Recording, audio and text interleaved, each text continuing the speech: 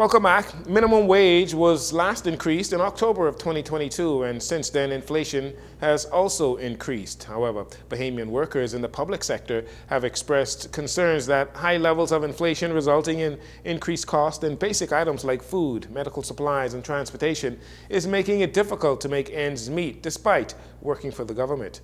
During her budget contribution, Minister of Labor and Public Service Pia Glover-Roll says before the year is out, her ministry will conduct a salary review to correct wage paid to employees in the public sector. Madam Speaker, once integrated, the Cloud Bahamas system will bring the government, HR, and financial services into the 21st century in terms of digitalization. Our hard-working public servants, Madam Speaker, deserve to be compensated in proportion to what they do.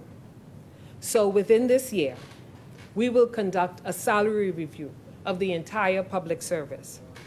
The process will result in identifying ways we can increase salaries at every level of the public service, from entry level up to executive salaries.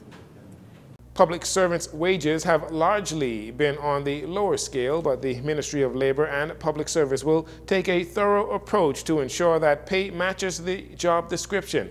This according to Minister Glover-Roll. This will help us to provide more competitive pay when we talk about attracting and retaining talent in key areas like our uniform branches, our teachers, our nurses, our specialized technical and financial staff. Our hard-working public servants not only deserve to be compensated in proportion to what they do, but they deserve it because we have understood that for far too long, the public service pay scale has been what we considered on the lower end. But Madam Speaker, it won't happen overnight. We're taking the steps necessary to move public servant salaries in the right direction. Along with better pay, we're developing better training opportunities through the ministry as well as other agencies and institutions. Minister Glover-Roll also says that skills training will play a vital role in wage increases. During her contribution to the budget debate, the Minister of Education, Glenys Hannah Martin, addressed a wide array of topics. Among them was the introduction of school curriculum reform and adjusting the requirements for high school graduates to include technical degrees for high school graduates as well. As a means of empowerment and facilitating our students who are technically brilliant, the Department of Education, through its Career Technical Education Section, CTE, is seeking to provide several options for our students to gain accreditation in technical areas of study. Some of these include certifications in Pittman and Royal School of Music, for example. Presently, we are awaiting NACOB and Examinations and Assessment Division approvals and anticipate a collaboration that should reflect an increased number of students achieving the Bahamas High School Diploma with either certification through an academic or technical track. According to the Education Minister, this will be a completely novel approach to a high school diploma that would allow technically oriented students to go full force and obtain a high school diploma in their area of expertise. However, she noted that students will still be made to be proficient in English and math. From the police, a 72-year-old man drowned on Father's Day, Sunday, around 5 p.m. while swimming in waters with relatives in the West Bay Street area.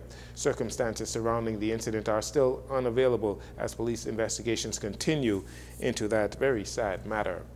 Meanwhile, police in Abaco are investigating a traffic incident that resulted in the death of 43-year-old Willard Felonus, who was also a father. The incident took place around 11 p.m. on Saturday on the SC Boodle Highway in the Treasure Key area and involved a white Ford F-250 with a single male occupant and a white Suzuki Carry with 2 occupants. The vehicles collided head-on, and while the passenger in the Carry was able to exit the vehicle, the driver was trapped and had to be extricated utilizing the jaws of life. Unfortunately, he died at the scene and becomes the country's 31st traffic fatality for the year.